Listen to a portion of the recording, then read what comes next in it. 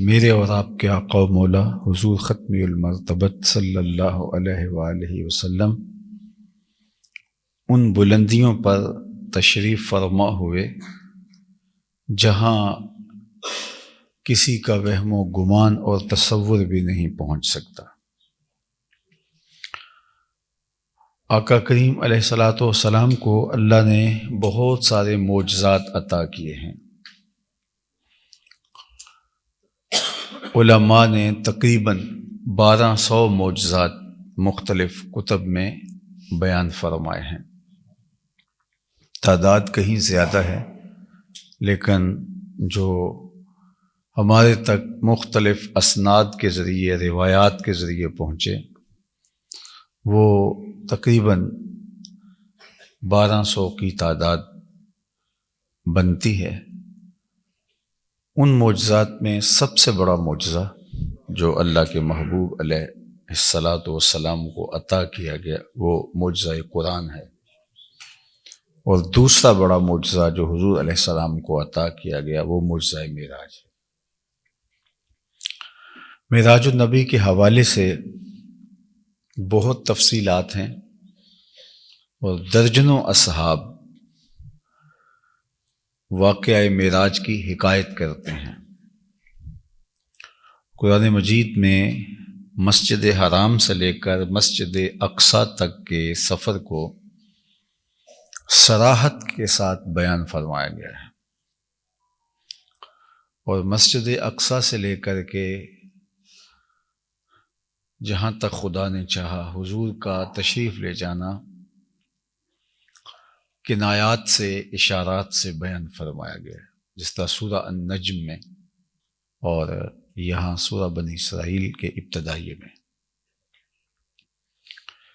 تو عقیدہ پھر یہ ٹھہرا کہ مسجد حرام سے لے کر مسجد اقصیٰ تک حضور کے معراج کو چونکہ قرآن مجید کے صریح لفظوں میں بیان کیا گیا ہے، تو اس کا انکار کرنا کفر ہے۔ اور مسجد اقصیٰ سے لے کر جو آگے کا حضور کا سفر ہے، یہ احادیث صحیحہ کے ساتھ بیان ہوا، اور اشارات میں، کنایات میں بیان فرمایا گیا۔ تو اس کا انکار کرنا گمراہی ہے، اور اس سفر کا انکار کرنے والا حضرت ملا جیون علیہ رحمہ تفسیرات احمدیہ میں لکھتے ہیں دال مدل اور گمراہ ہے، یعنی خود بھی گمراہ ہے اور گمراہ کنندہ ہے۔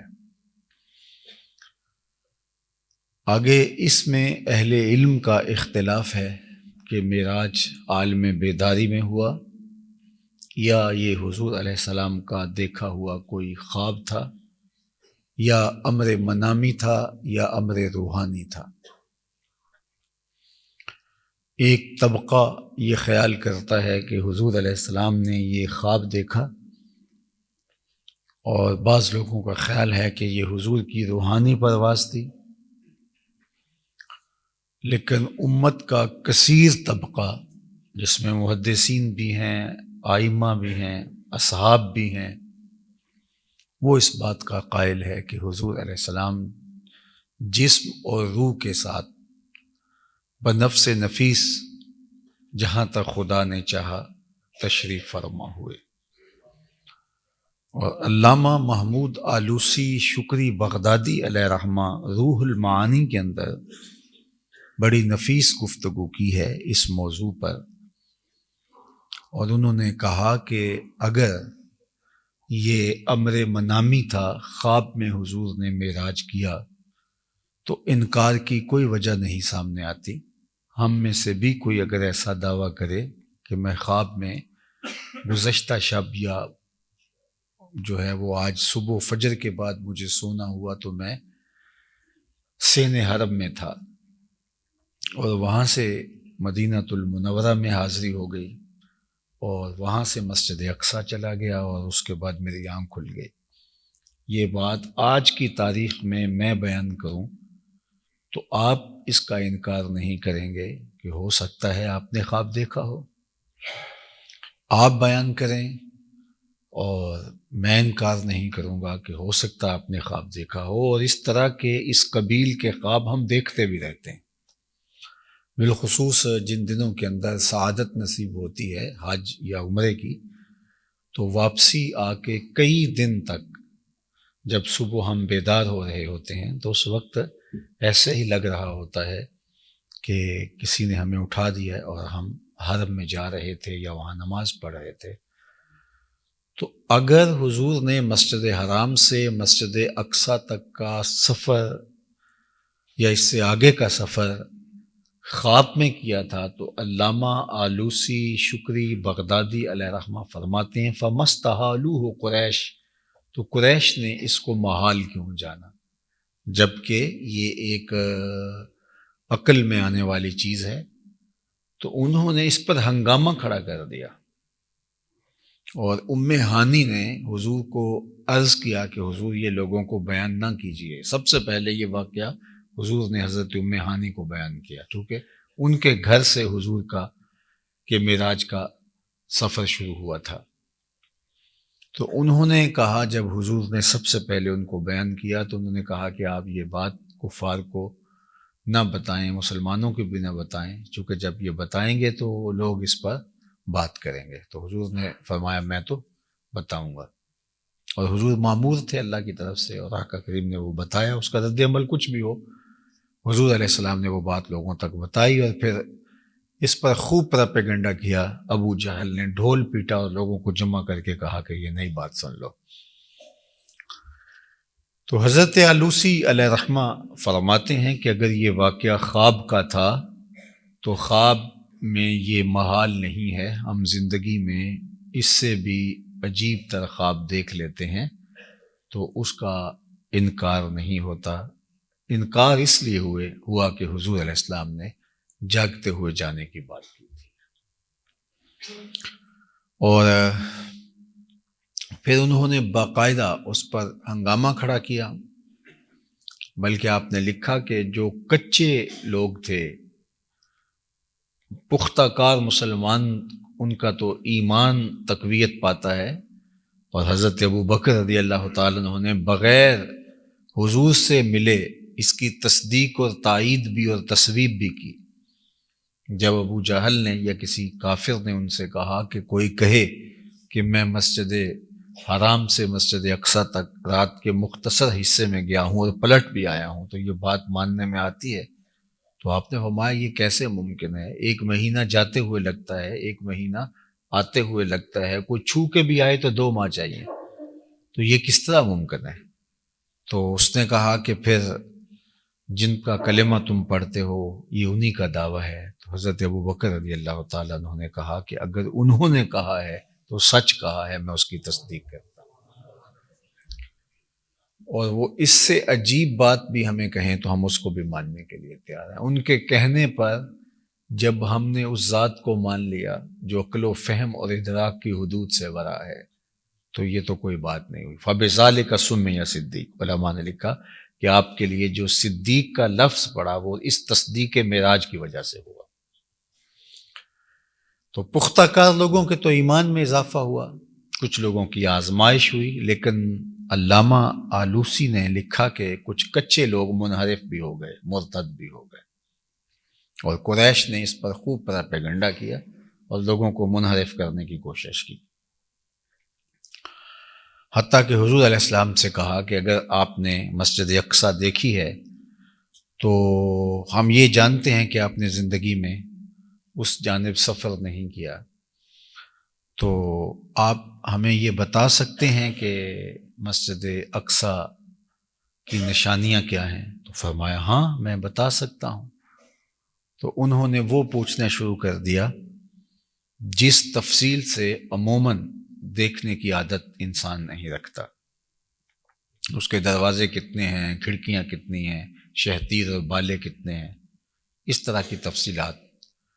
تو ایک لمحے کے لیے حضور علیہ السلام پریشان تو ہوئے، لیکن فرماتے ہیں کہ اللہ نے میرے سامنے پھر مسجد اقصیٰ کو یوں کر دیا جس طرح چچا ابو طالب کا گھر ہوتا ہے، اور میں دیکھتا جاتا تھا اور ایک ایک چیز بتاتا چلا جاتا تھا۔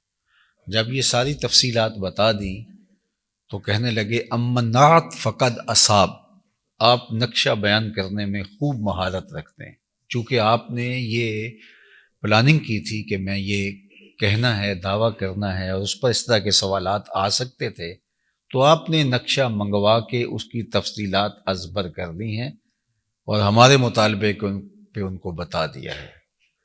تو فرمایا یہ تم ہی کہتے تھے، میں نشانیاں بتا دی، اب تم نے یہ بات گھڑ لی، تو کوئی اور بات پوچھ لو۔ انہوں نے کہا ہاں، ہمارے کچھ قافلے گئے ہیں شام کے سفر کو، تو آپ جب مسجد اقصیٰ گئے ہیں تو ظاہر ہے رستے میں ان قافلوں سے بھی آپ کی ملاقات ہوئی تھی، تو آپ ان کے بارے میں بتا سکتے ہیں، چونکہ وہ تو کوئی ایسی چیز نہیں ہے کہ آپ وہ منگوا لیں، وہ تو جو آئیں گے آ کے احوال بتا دیں گے۔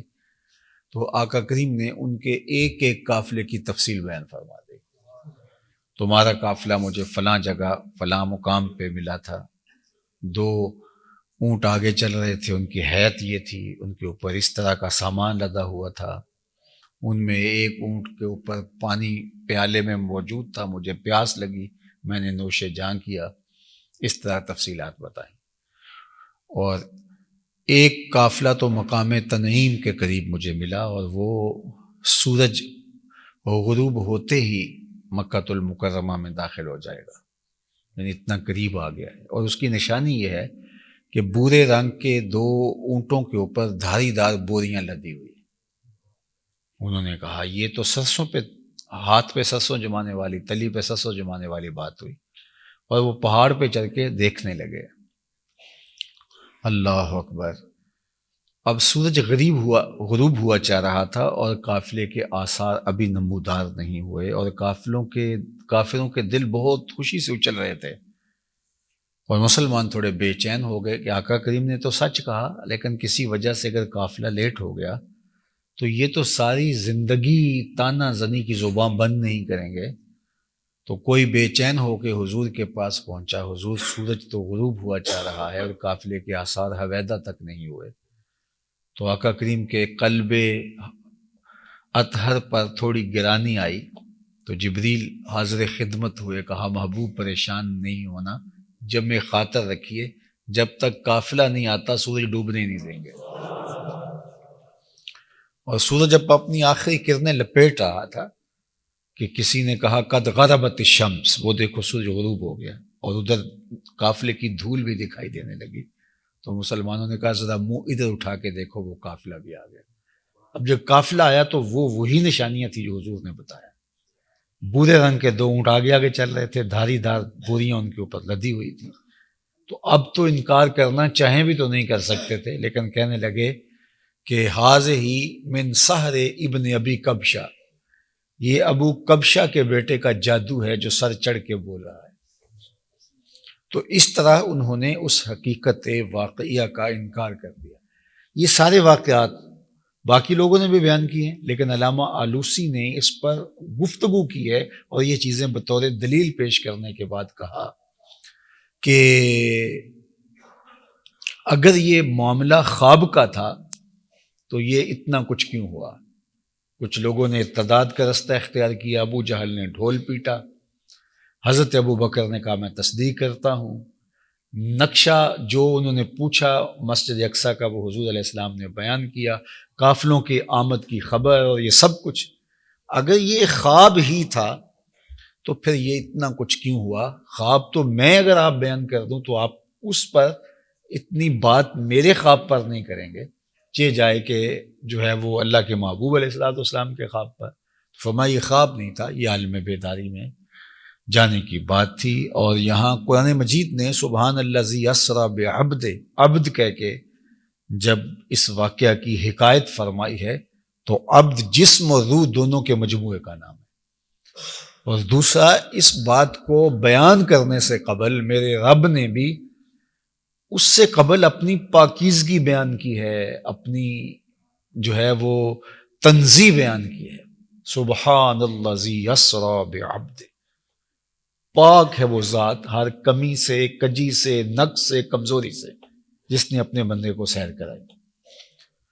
تو اگر یہ خواب کا معمول کا واقعہ تھا تو اس کو اس اہتمام کے ساتھ بیان کرنے کی اس قدر رب کو رب ہو کے ضرورت کیا تھی؟ تو یہ بات ذہن میں رکھیے کہ یہ بات خواب میں نہیں تھی، یہ بات عالم بیداری کی تھی، اور اللہ کے محبوب علیہ الصلوۃ والسلام عالم بیداری میں گئے، اور پھر روح کی پرواز کے لیے براق لانے کی کیا ضرورت تھی؟ جبریل براق لے کے آتے، روح تو سواری نہیں کرتی، سواری تو جسم کرتا ہے۔ تو یہ وہ سارے واقعات ہیں جو یہ بتاتے ہیں کہ یہ سب کچھ عالم بیداری میں ہوا۔ تو یہ واقعہ معراج عالم بیداری میں ہوا، اور یہ لوگوں کے لیے آزمائش تھی۔ باقی بھی معجزات لوگوں کے لیے آزمائش ہیں، چونکہ معجزہ ہوتا ہی وہ ہے ما یعجز بہ العقل، جو عقل انسانی کو عاجز کر دے۔ معجزے کی یہ تعریف کی گئی ہے کہ معجزہ وہ امر خارق، یعنی ایسا امر ہے جو عادتاً نہیں روح پذیر ہوتا۔ عادتاً جو ہو جائے وہ تو ایک عادت ہے، وہ تو محیر العقول بھی ہو تو وہ عادتاً ہو جاتا ہے۔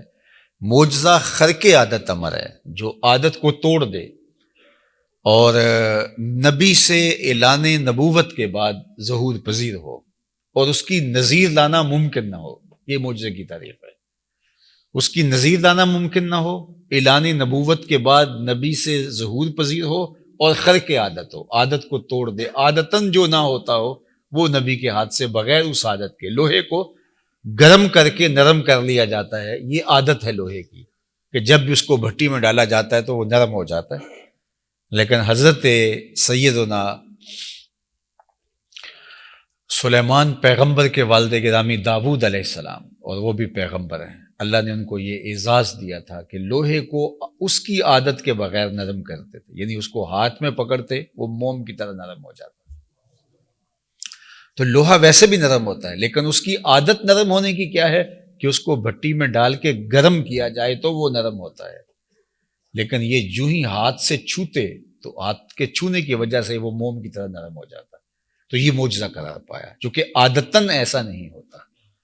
بیمار کو دوائی دی جائے تو وہ شفا پا جاتا ہے، تو یہ عادت ہے۔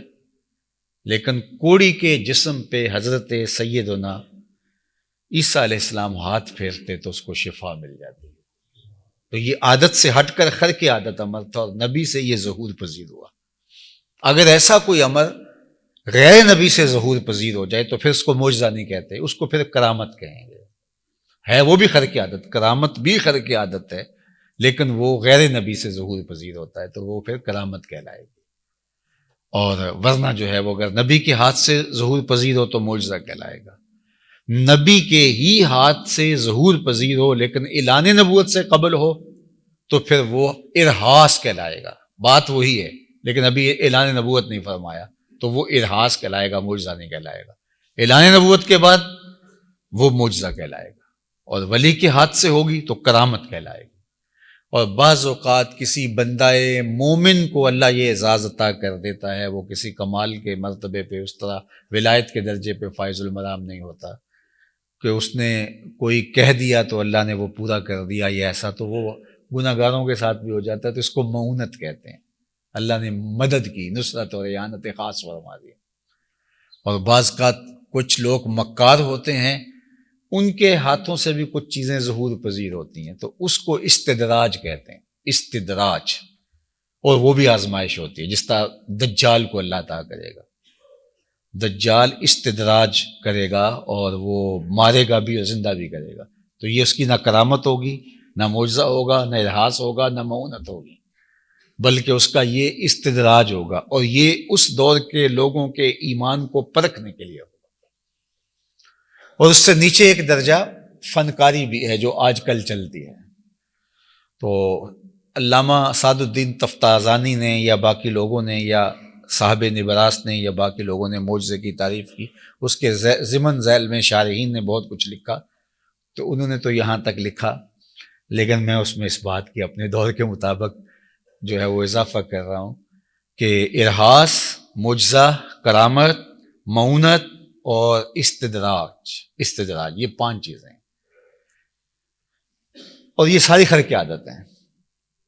لیکن اس کی چھٹی جو چیزیں ہیں وہ خرقی عادت نہیں ہے، وہ ہماری نظر کا دھوکہ ہے، وہ عادتاً ہی ہوا ہے لیکن ہمیں وہ مغالطہ دے دیا گیا اور ہمیں لگا کہ جس طرح یہ خرقی عادت ہے، اور عام آدمی جو ہے وہ اس میں دھوکے میں آ جاتا ہے کہ یہ شاید کوئی جو ہے وہ ایسی بات ہے۔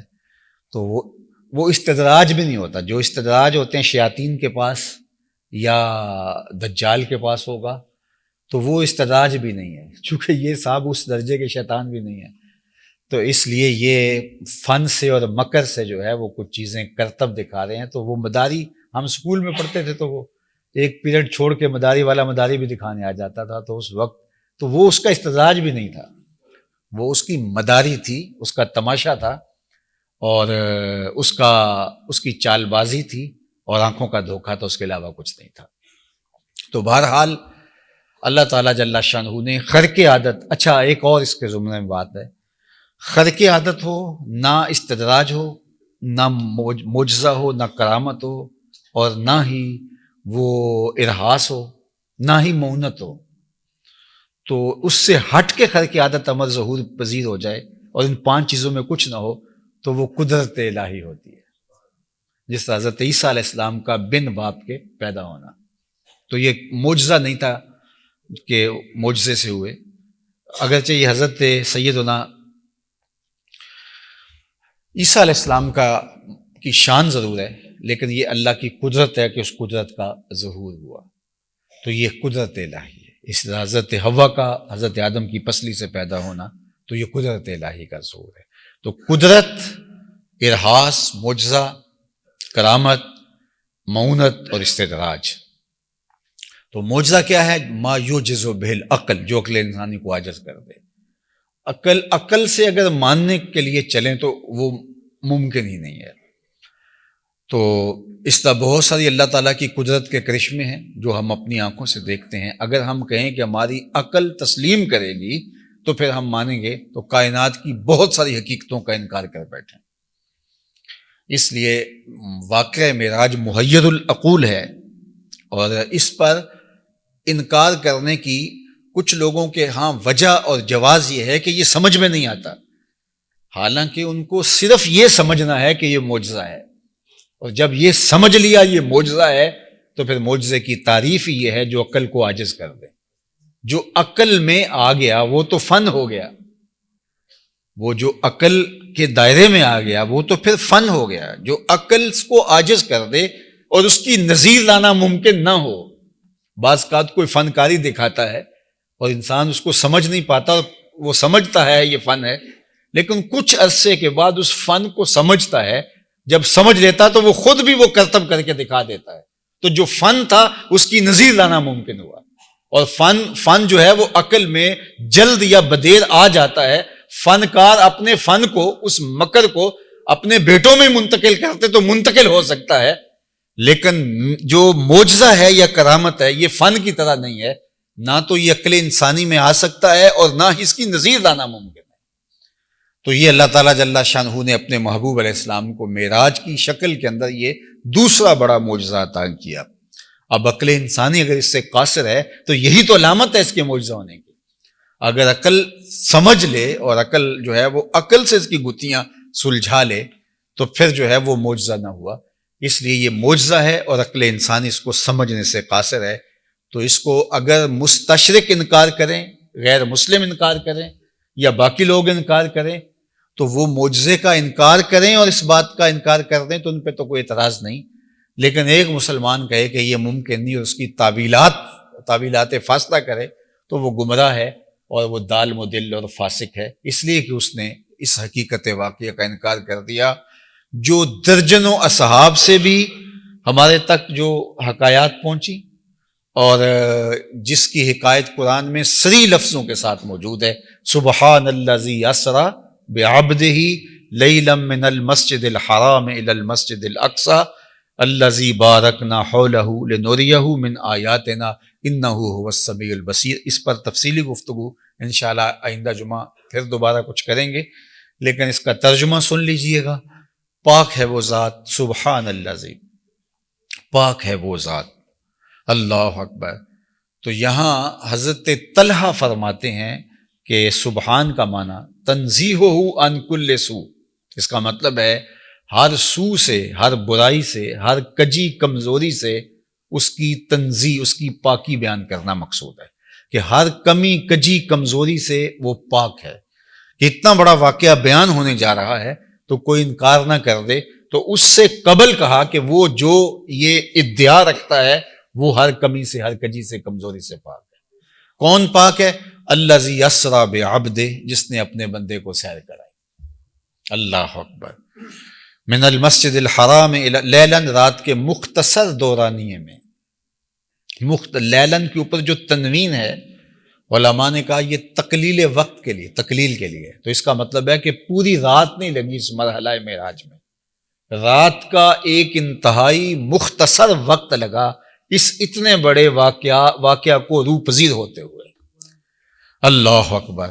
اب یہ بھی ایک خیال کہ اتنا بڑا واقعہ، مسجد حرام سے مسجد اقصیٰ، نبیوں کی امامت، پھر آسمان پہ جانا، پھر وہاں انبیاء سے ملاقاتیں، پھر آگے پھر جنت دوزخ کا مشاہدہ، اور یہ لیلن، رات کے مختصر حصے میں، یہ تو رات بھی اس کے لیے کم ہے اور رات کے مختصر حصے کی آپ بات کر رہے ہیں، تو یہاں بھی مغالطہ ہوا۔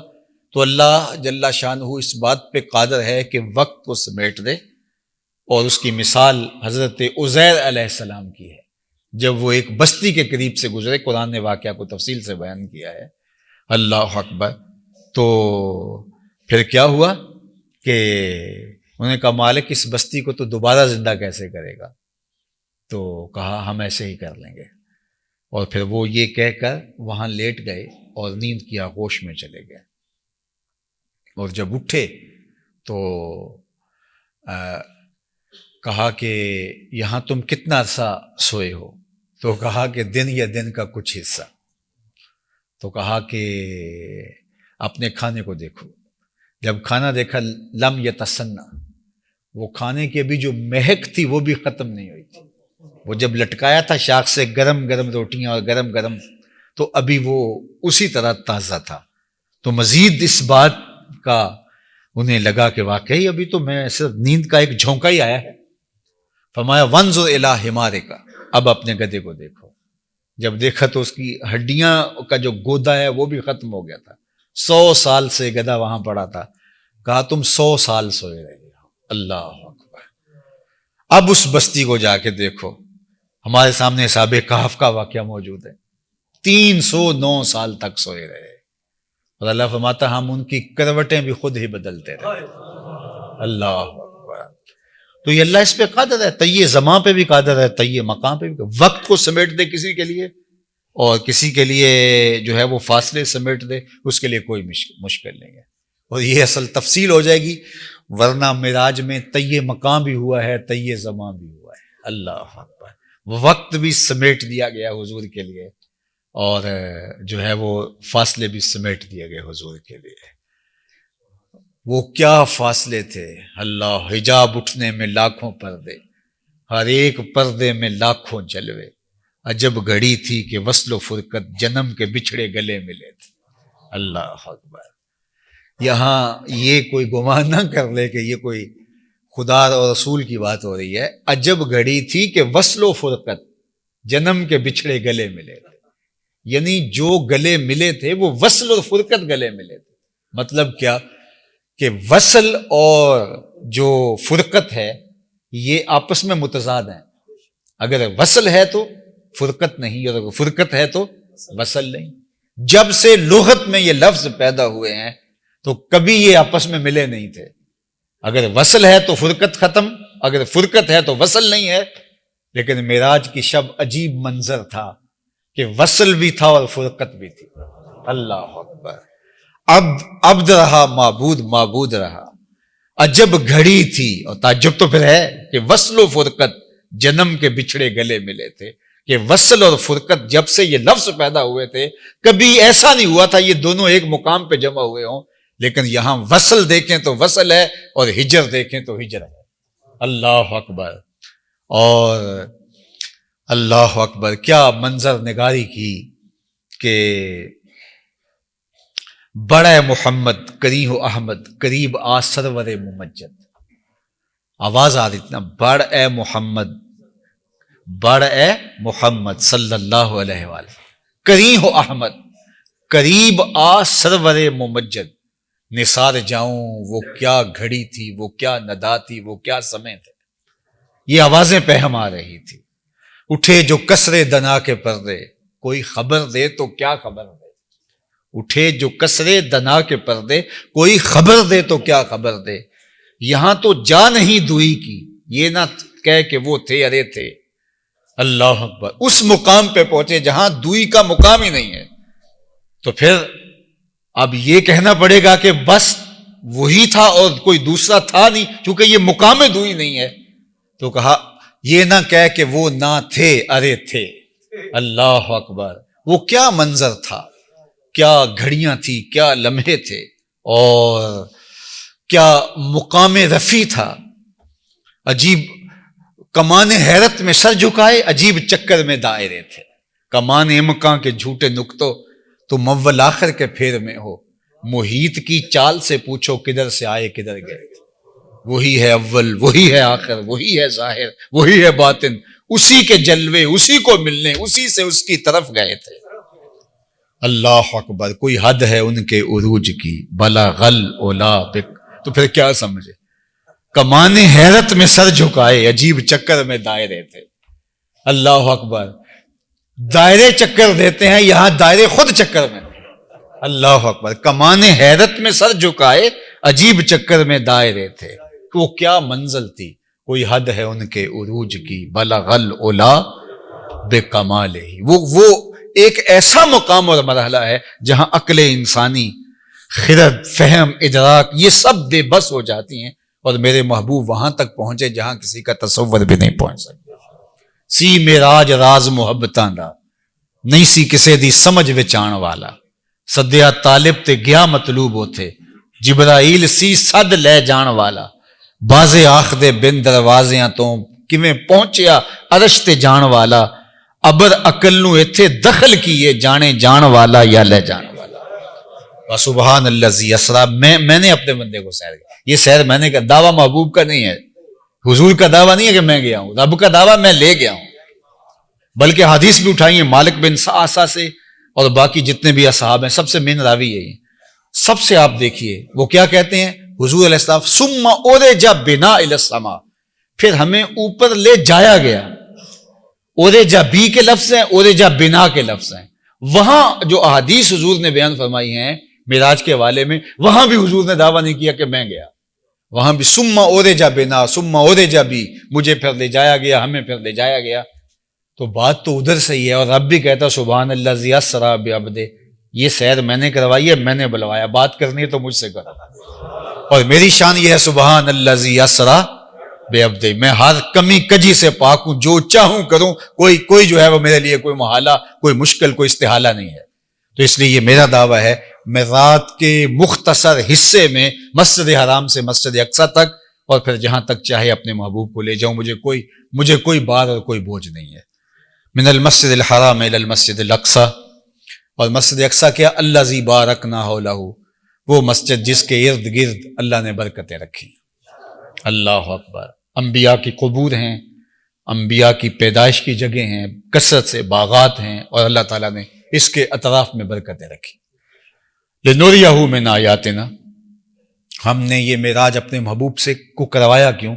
تاکہ اپنے عجائب قدرت کی نشانیاں دکھائیں، لنوریہ، تاکہ ہم اپنے عبد خاص کو دکھائیں، من آیاتنا، اپنے عجائب کی نشانیاں، انہ هو السمیع البصیر، بے شک وہ سننے والا اور دیکھنے والا ہے۔ اللہ اکبر، اس نے اس لیے معراج کیا کہ اپنے محبوب کو مشاہدہ کائنات کروایا جائے اور اپنی قدرت کی نشانیاں دکھائی جائیں، اور وہ نشانیاں پھر اس کی تفصیل حدیث میں موجود ہیں۔